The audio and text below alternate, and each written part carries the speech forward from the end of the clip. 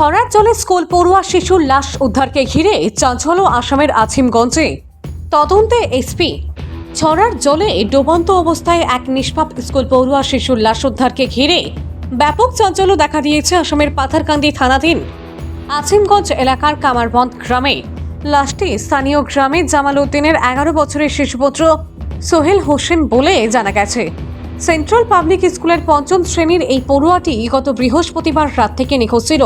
তার বাবা কর্মসূত্রে বহির্রাজ্যেই থাকেন। পরে তিনি খবর পেয়ে বাড়িতে এসেছেন। এদিকে ছেলে নিখোঁজ হওয়ার ঘটনার পর তার মা পাথারকান্দি পুলিশের লিখিত নালিশ জানান।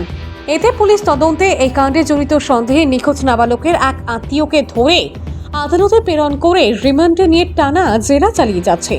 এদিকে চাঞ্চল্যকর এই কাণ্ডের 5 দিনের মাথায় বুধবার সকালে কামারবন্ধ গ্রামের এক ছড়াই শিশুটির হাত জলে ভাসতে দেখেন স্থানীয়রা।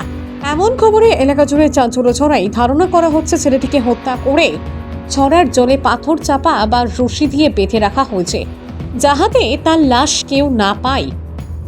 গত কয়েকদিনে শিশুটির শরীরে পচনও ধরতে শুরু করেছে বলে প্রত্যক্ষদর্শীরা জানান। এমন খবরে বুধবার আসামের শ্রীভূমি জেলার পুলিশ সুপার পার্থপ্রতিম দাস দলবল নিয়ে তদন্তে নামেন।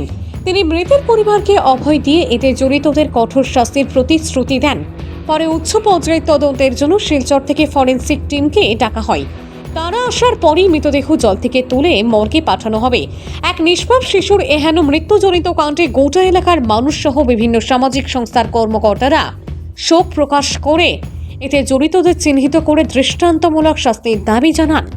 ভানুচন্দ্রের রিপোর্ট, আসাম প্রাইম নেটওয়ার্ক। দিন পূর্বে আমাদের এই কামারবন্ধ গ্রামের একটা ছেলে সোহেল আহমদ নাম, তার বাবার নাম জামাল উদ্দিন, রাত্রে 7টার সময় এক ঘর থেকে আরেক ঘরে গেছে, কারবার ঘুরিয়ে আসে না। আজকে 7 দিন থেকে এলাকার মানুষের চেষ্টা, পুলিশের প্রচেষ্টা, আমার আমসুর কর্মকর্তা যারা আছেন তার প্রচেষ্টায় বেশ চেষ্টা করতে যে মানুষটা বাকরার লাগে।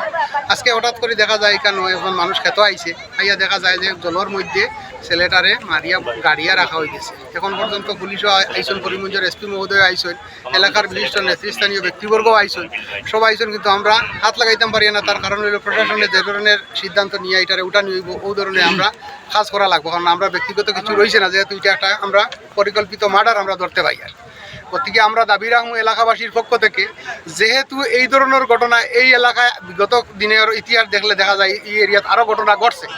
গতিকে এটা শক্তভাবে যাতে পুলিশ প্রশাসনকে অনুরোধ করবো, যেহেতু এসপি মহোদয় এখানে আসলা, ওসি মহোদয় কনস্ট্যান্ট আছেন, একজন ডিএসপিও এখানে আসেন, কনস্ট্যান্ট একজন ডিএসপি আছেন, পুলিশের কর্মকর্তা আছেন। এর লাগে আমরা অনুরোধ করবো যে ধরনের সহায়তা লাগে আমরা পাবলিকের পক্ষ থেকে সহায়তা করিয়া যাইমু।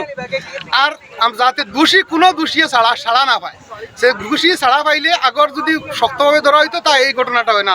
10 বছরের ছেলে, একটা ছেলে ফালিয়া বড় করতে কতক্ষণ কষ্ট হয়ে যায় প্রত্যেক মা বাবার জানা আছে।